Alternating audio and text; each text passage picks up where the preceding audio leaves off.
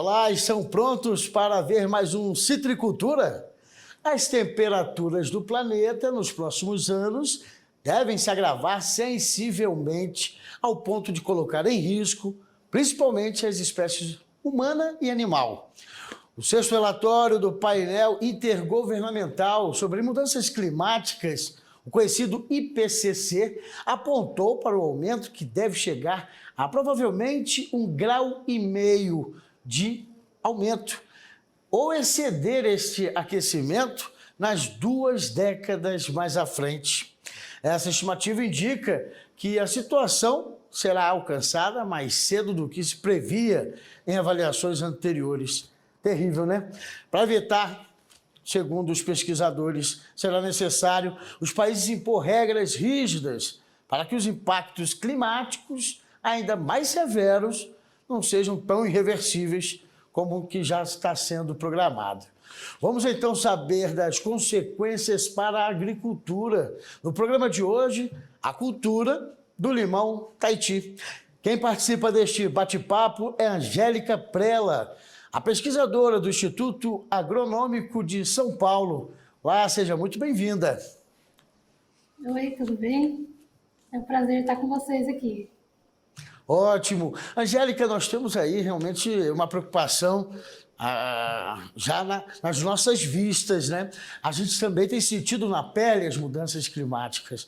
Agora, eu creio que na plantação do limão Tahiti também já pode ser percebida em algumas regiões essa confusão aí climática. É isso mesmo?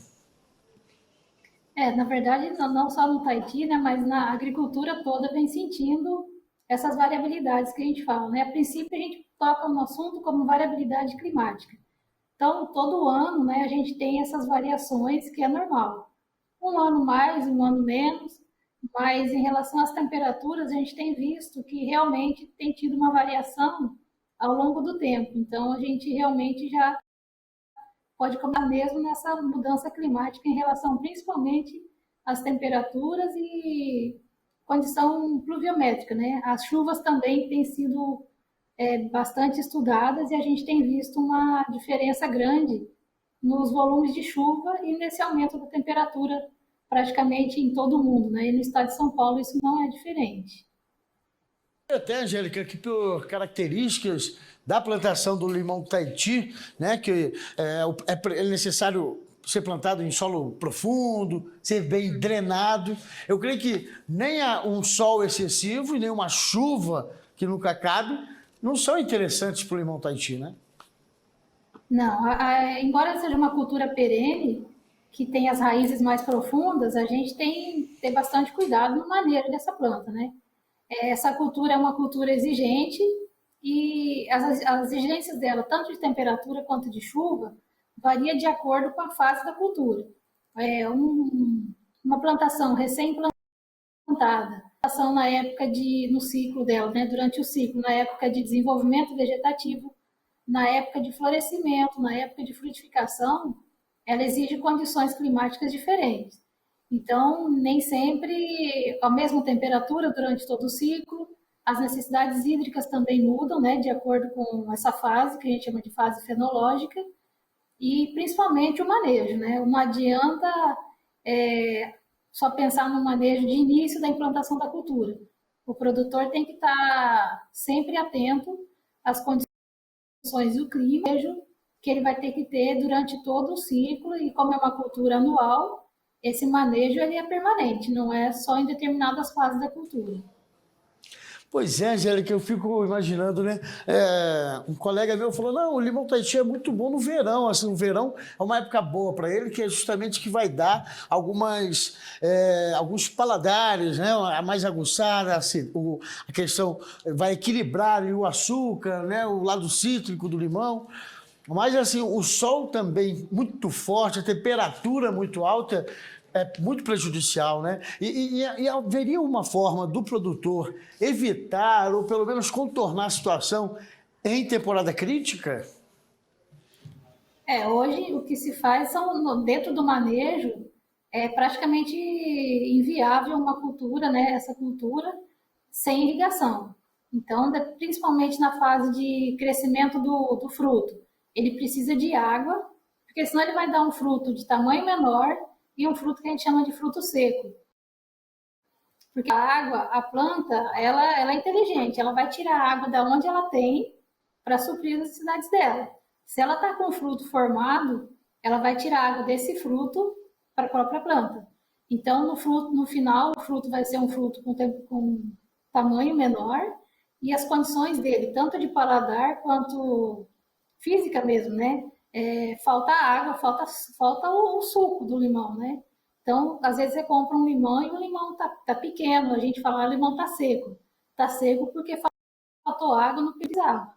Então, hoje o produtor, ele precisa estar ciente que se as condições dele, de clima da região, não tem água no momento que ele precisa, é praticamente obrigatório que ele entre com esse manejo de irrigação nessas fases críticas dele. Entendo.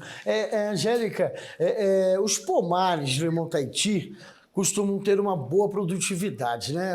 Ser bastante cheio, farto.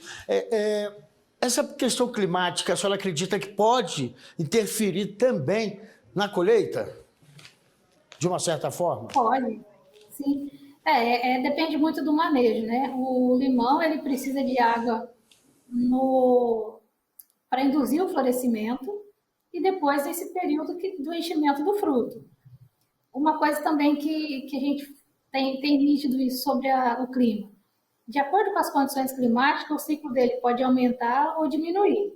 Se é um calor excessivo, a planta tende a diminuir os seus processos. A planta ela tem uma faixa de temperatura alta, que ela consegue trabalhar, né, se desenvolver, e tem uma temperatura mínima também. Tanto no frio intenso quanto numa temperatura muito excessiva, a tendência é que esse fruto, essa planta, ela diminua seus processos fisiológicos. É muito difícil chegar a morrer, mas a planta ela começa a trabalhar mais devagar por conta desse excesso de calor. Então, o ciclo tende a aumentar e aí não fica na qualidade desejada. Por isso, o manejo, não só o manejo de água, mas também o manejo nutricional da planta e a parte que a gente chama de mitigações, né? Que são o próprio manejo de plantas daninhas, a cobertura do solo, não deixar o solo nu, que isso faz aumentar a temperatura do solo, não só do ar, mas também as incidências dos raios solares direto no solo, faz com que aumente a temperatura do solo. Com isso, aumenta também, né, a temperatura da raiz. E a planta tende a trabalhar mais devagar. Então, isso tudo é um processo que precisa ser trabalhado durante o ciclo e o produtor tem que estar sempre atento a isso. A gente teria uma época, só para deixar o telespectador mais consciente, uma época que o limão Tahiti tem um reflorescimento, né? Tem um pico, né, de produção maior, mais alto. Tipo outubro, setembro, ou até novembro. Haveria uma época realmente onde o produtor pode perceber se está havendo alguma diferença na questão da produção? A partir de outubro, o que a gente tem percebido é que as chuvas, a gente sempre teve na ideia que as chuvas começavam no começo da primavera. Então, passava sempre os antepassados, nossos avós, nossos pais falavam, acabou agosto, começa a chuva. Então, a gente tem visto em vários estudos que a chuva não está voltando em setembro, que é o ideal. Hoje, as chuvas, de uns 10 anos para cá, ela tem se deslocado, o início das chuvas, né, depois do inverno, mais para final de outubro até. Então, a gente estaria com mais ou menos um mês e meio de déficit aí, nesse atraso do retorno das chuvas. Esse período é um período que o produtor já tem que ficar atento, porque ela já vem de um período crítico, né, do inverno. Nossos invernos não são os invernos rígidos. A gente tem temperaturas altas também no inverno, principalmente durante o dia, em várias regiões do estado de São Paulo, em regiões de produção de citros e até de limão mesmo, a gente tem temperaturas em agosto de 30 graus. Então, são temperaturas bem elevadas. E pensando que além da temperatura alta, a gente não tem chuva nessa época. Então, a planta ela é drasticamente afetado por essas condições. Então, é aí que o produtor fique atento e já entra com o sistema de irrigação, né? Esse manejo de irrigação para suprir essa necessidade hídrica da planta. E com a irrigação, ele também consegue diminuir essa temperatura do solo, porque a irrigação ela é para o solo. Hoje quase não se vê muito irrigação de aspersão. A irrigação hoje, até pelo fato de controle, né, de água mesmo, a escassez de águas, a irrigação hoje praticamente é toda feita a nível de solo, seja por gotejamento ou por algum tipo de irrigação mais baixa, então diretamente no solo. E também isso ajuda a diminuir as perdas, né, de água pelo ambiente, no caso, se fosse uma irrigação por aspersão, por exemplo. Angélica, embora o limão Tahiti não tenha uma exigência lá tão grande com relação ao solo, é importante o produtor estar atento também, né? Porque tem aquelas chuvaradas que não passam e acabam alagando demais o seu terreno, ou uma seca tão braba que acaba realmente prejudicando o plantio de outras culturas próximas, e o limão também pode sofrer alguma alteração devido a essa quantidade de seca, né? essa estiagem muito severa. Agora, eu estava vendo que em áreas irrigadas, lá no semiárido nordestino, parece que é sugerido pelos agrônomos até, dar uma estressada na plantação. Eu achei interessante o termo, né? Mas é justamente para dar a planta sentir, ter um pico até de produtividade, é isso?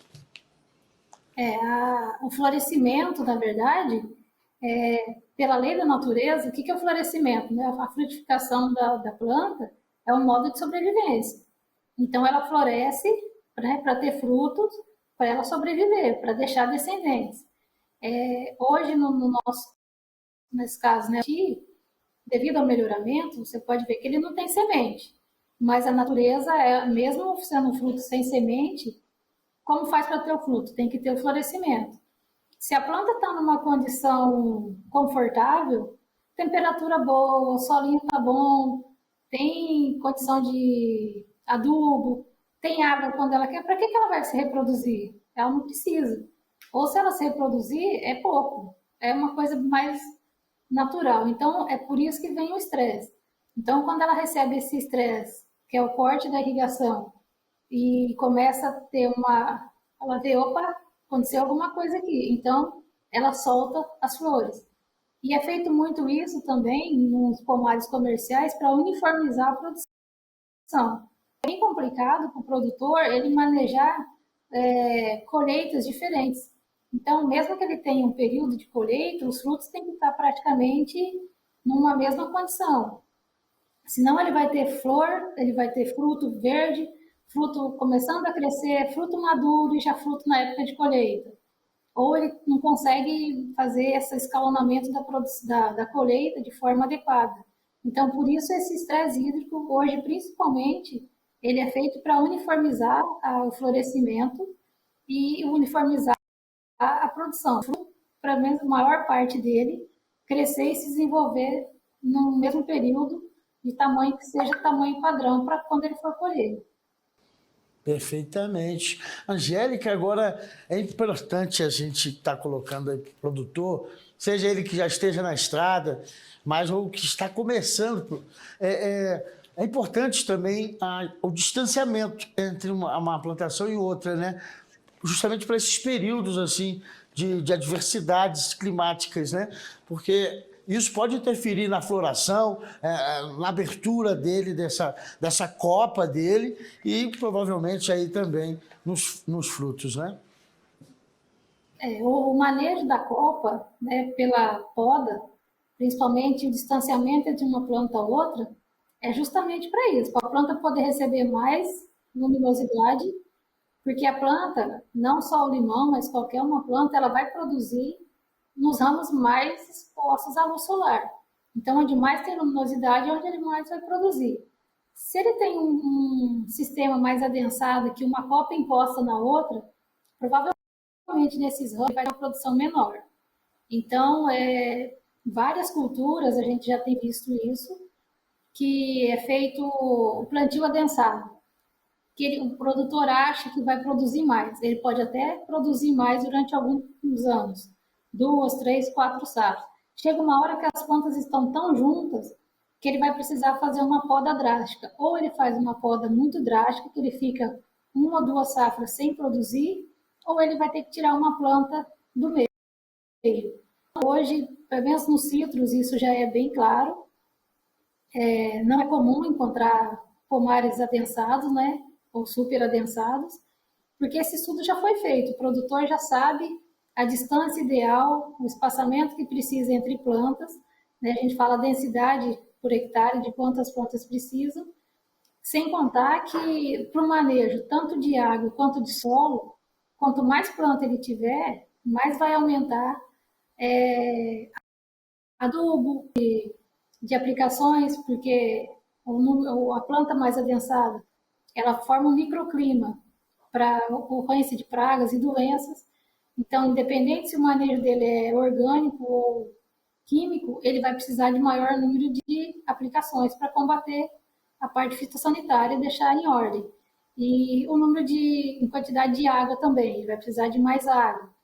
Então, hoje, o ideal, esse espaçamento tem que ser mantido, para que a planta possa se desenvolver de forma satisfatória. E a gente já tem isso, né? Então, tanto para limão quanto para algumas culturas, isso já é bem claro. Então, não se usa mesmo o sistema adensado. Entendi. Agora, Angélica, sobre que o CEPEA, né, o Centro de Estudos Avançados de Economia Aplicada, inclusive aí de São Paulo, da USP, vem monitorando os preços, né, os valores do limão Tahiti no mercado. E teve uma época onde uma chuva acabou dificultando a colheita, né, dessa fruta e acabou interferindo diretamente no valor que era colocado no comércio. Então, assim, dando prejuízo aos produtores, né?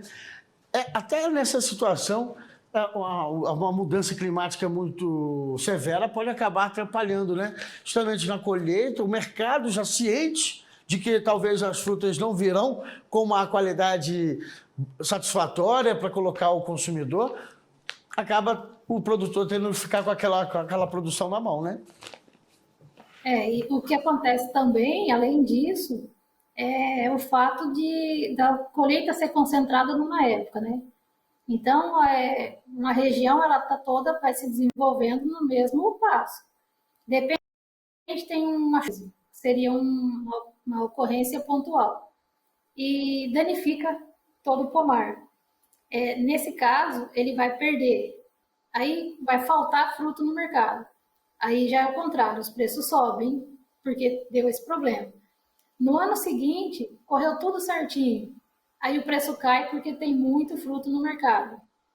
E tem o clima a gente não sabe o que ele vai fazer, né? Eu falo que ele é uma criança rebelde. Você está achando que está tudo certinho, de repente está calor, entra uma massa de ar frio aí, vem uma chuva de granizo, que é propício para a época, e detona o fruto. Aí o produtor não consegue vender porque ele tem pouco produto para oferecer. No ano seguinte, que está aquela produção maravilhosa, a oferta está grande, o preço cai. Aí o produtor também fica chateado porque fala, sendo que eu produzi bem, não tem preço. E o CEPEA faz exatamente isso, ele monitora tanto a qualidade do fruto quanto a quantidade que vai estar no mercado. E a oscilação de preço é enorme. Quanto mais tem produto, e infelizmente é isso, produto bom, de boa qualidade e em maior quantidade, derruba os preços. Infelizmente, acontece mesmo. Eita, difícil, né? Então, realmente, Angélica. O consumidor gosta, né? Mas o produtor não.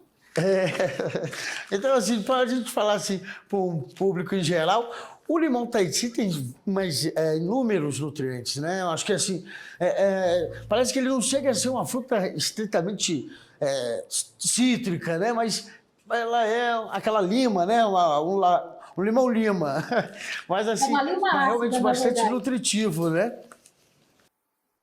Uhum. Ele, na verdade, o limão Tahiti é uma lima ácida, né? Ela não é nem uma laranja e nem é considerado um limão, é uma lima ácida, por isso ela não é tão azeda, né? E também não é tão doce quanto o limão, quanto uma laranja. Uhum. Mas assim, é riquíssimo em vitaminas, né? Também a vitamina C. Ele é super. O limão Tahiti ele pode chegar a ser usado também como se usa o limão em geral, ou ele tem um mercado mais restrito, uso mais restrito? Não, acho que em relação aos limões que tem no mercado, ele é o mais comum, né? Que mais se tem produção. E ele é usado em tudo, tanto na parte de culinária quanto parte de medicina. Existem pessoas que costumam usar produtos naturais, usam limão. Usado também para óleos essenciais, vários medicamentos caseiros, né? Que a gente faz preparos caseiros para xarope, a gente pode usar o limão Tahiti. Ele tem uma ampla abrangência de uso e tem as qualidades dele terapêuticas também, né? É uma fruta riquíssima em diversos e ele é bem utilizado, sim. Uhum. Para quem não é de São Paulo, vamos tentar aí já passar um pouco do que é o trabalho do Instituto Agronômico do Estado. É importante, vocês chegam a fazer visitações às propriedades, acompanham, tem como acompanhar o produtor? Eu sei que, de repente, isso é competência de outros órgãos públicos, né? Mas só para tentar esclarecer, para quem não é de São Paulo, a função do Instituto Agronômico e a sua missão aí junto aos agricultores paulistas. O Instituto Agronômico, a sede está em Campinas, e a gente tem diferentes centros. Eu sou da parte de climatologia, eu fico no centro em Campinas. Mas a gente tem em Cordeirópolis um centro específico de citricultura. Então, a parte de pesquisa realizada diretamente com citricultura é feita pelos pesquisadores que ficam lá em Cordeirópolis. Então, é um centro grande, tem diversos pesquisadores, eles trabalham na parte de melhoramento genético, na parte de doenças, diversas doenças que são intrínsecas, né, da citricultura, e lá eles têm fitopatologistas especialistas nessa área. E eu, na parte de clima, eu consigo trabalhar em diferentes culturas, né? E agora estou dando um apoio também nessa parte de citros, pensando nessas variações climáticas. Porque o que acontece? O melhoramento, ele tem que estar atento a isso. Os melhoristas, não só de citros, mas de qualquer cultura, a intenção é sempre melhorar o cultivo, né? Uma cultura no campo. O que o consumidor não sabe é que quando ele vai lá na gôndola lá e ele acha lá, escrito lá, limão Tahiti, ele não tem ideia que atrás daquele limão Tahiti tem diferentes variedades e cultivares de limão Tahiti, que foram melhoradas. Uma é resistente a uma doença, outra é resistente a uma praga, outro é um limão que tem mais acidez, outro tem mais vitamina. Então, para o consumidor, isso não aparece. Mas para o produtor e para a gente que é da pesquisa, é em cima disso que a gente trabalha. Então, a pesquisa no estado de São Paulo, na área de citricultura, visa isso, melhorar o fruto, né, de alguma forma, para que chegue para o consumidor da melhor maneira possível. Tanto de maior produtividade, melhor qualidade, um fruto mais bonito. E isso quem faz são os pesquisadores do Instituto Agronômico. A gente tem também dentro do estado a CAT, que é a Coordenadoria de Assistência Integrada. A CAT já é mais a parte de assistência de campo, né? E extensão. A C faz a parte de melhoramento e pesquisa. Mas a gente tem acompanhado, sim, a maioria das nossas pesquisas são em áreas produtoras e áreas particulares ou de cooperativas, de indústrias, diretamente com o produtor. Que interessante. Eu acho que é importante a gente estar passando esses esclarecimentos aí, Angélica, para o público em geral, porque para que as pessoas saibam qual é a missão do Instituto Agronômico, né? E também que o produtor que queira iniciar aí no ramo saiba quais são as funções de cada órgão e não se sinta desamparado, né? Eu acho que é importante a falta de conhecimento pode levar a alguma má produção ou até uma contaminação do solo e isso prejudicar lençol freático, enfim, causar uma série de outros prejuízos a toda a população local. Angélica, além disso, deixa só para esclarecer, o limão Tahiti tem um rápido crescimento, né? Isso é bom a gente deixar bem claro, né? Mas ele tem exigências de alturas e tal, não? Essa poda, só estava falando anteriormente sobre a poda, mas só para deixar mais claro, assim, ela tem diferença, é necessário uma altura ideal para que o plantio seja satisfatório? A cultura, ela exige, ela é uma cultura que depois de adulta, né, ela seja uniforme. Hoje a colheita, seja ela manual ou não, ela precisa que a cultura seja uniforme. Então, por isso essas podas. Além de ela diminuir a altura, a gente não vê uma plantação com 5, 6 metros de altura, como acontece na casa da gente. No nosso quintal, a gente pode ter uma laranja ou um pé de limão que cresce de qualquer tamanho à vontade. Nos cultivos comerciais, isso não existe. Existe um padrão de altura, as plantas, por isso, além de ser podada para arejamento, né, elas também têm essa parte de diminuir o porte da planta. O ideal é uma planta que seja mais enfoliada, menor e que produza uniformemente. Ela tem que produzir por todos os lados da planta, diferente de uma planta que cresce à vontade, que ela vai dar fruto somente nas pontas ou só de um lado. Então, isso também é uma exigência de uma cultura comercial.